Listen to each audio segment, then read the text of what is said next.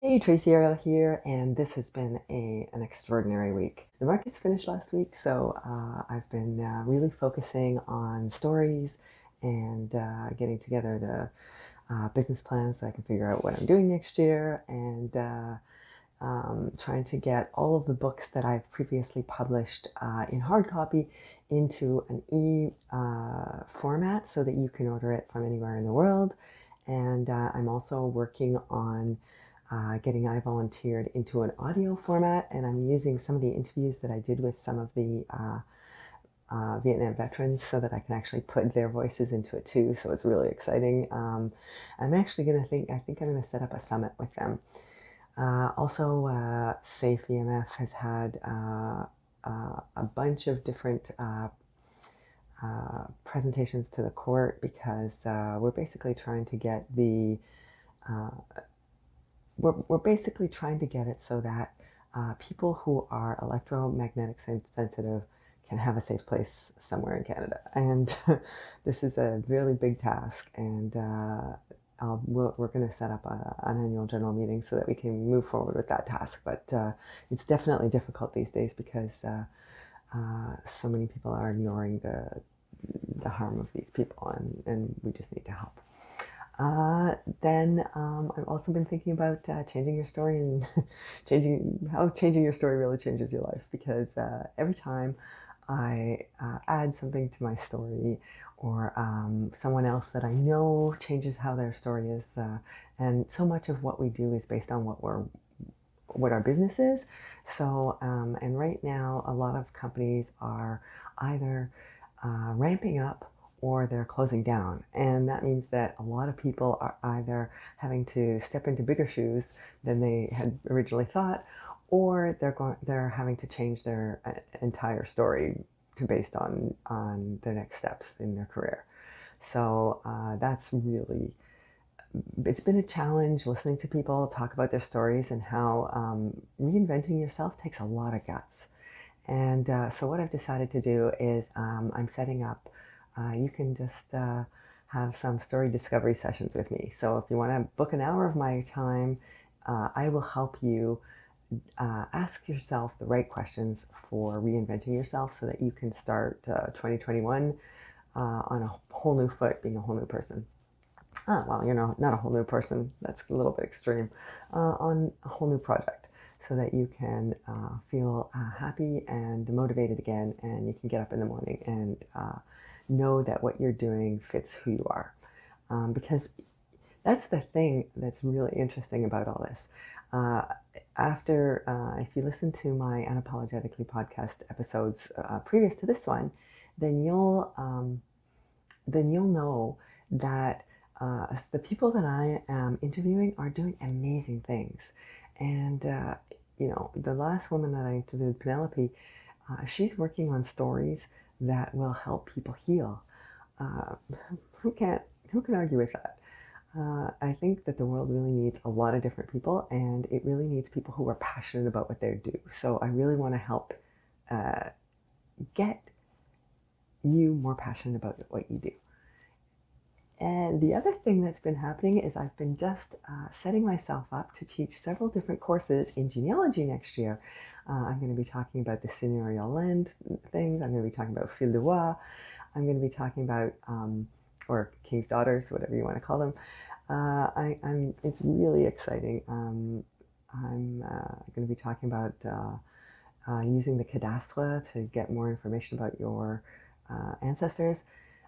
It's really, really exciting because some of my land use projects are connecting with some of my genealogy research, and I'm really looking forward to participating in the eGenealogy virtual conference and in the new Canadian Research Institute for Genealogy. These are just great steps forward in the industry. And the other thing that has been happening this week is that, of course, I'm still doing Nanowrimo. And this week has been a tough week. I'm supposed to be writing 3 hours every day, and I haven't done it. I've missed 3 days, but I'm still on track in terms of that I haven't stopped. But it really is interesting to see what takes me off my game. This was an exploration of process, and I'm not usually a very process-oriented artist. This is something I realized last Sunday in a discussion with a bunch of artists uh, that are working. And one of the questions that one of the people in the conversation asked was, are you more process-oriented or are you more project-oriented? And I am super product-oriented. She called it product-oriented. It could be project-oriented too, but I'm really focused on results. I actually prefer having written rather than writing itself. I actually want the I love it when I can check off a project and then and I'm not particularly uh, I'm not particularly motivated by the internal mindset that you need to focus on if you're really stuck on the process. The process is all about all of those internal struggles. How am I doing today? What am I doing now? And recognizing the kinds of things that you need to work on. And so Nanowrimo for me has been a process experiment because every day I have been either I'm writing first thing in the morning and I'm trying to figure out, that's another thing, I've been struggling on some of the days too, like what should I be writing today? Because so much of the way that I write is I take material and then I put it down into a format, and I usually have the material all together before I actually try to format it. Well, this time I'm trying to do both at the same time because I'm writing material based on what I have, and then putting in all of my questions for the gaps. And it's really been helpful. I'm really glad that I'm using Scrivener for this because I find that the being able to see the overview of the project is really, really helpful. I think this is a product that I'm really going to enjoy. And that's even after this week I actually thought I lost all of my work because I changed the name of the file in my computer rather than in Scrivener, which meant that it was deleted, and then I had to actually recover it. And then anyway, it was a very hectic thing because I don't know how to use this tool very well. And as usual, I'm using the tool before I actually learn how to use the tool. Well, I'm sort of learning how to use the tool as I use it. And so I made what I didn't know was a big mistake. Well, I'll know that I won't be doing that again. Basically, you don't fool around with the file names of Scrivener if you don't have the tool open.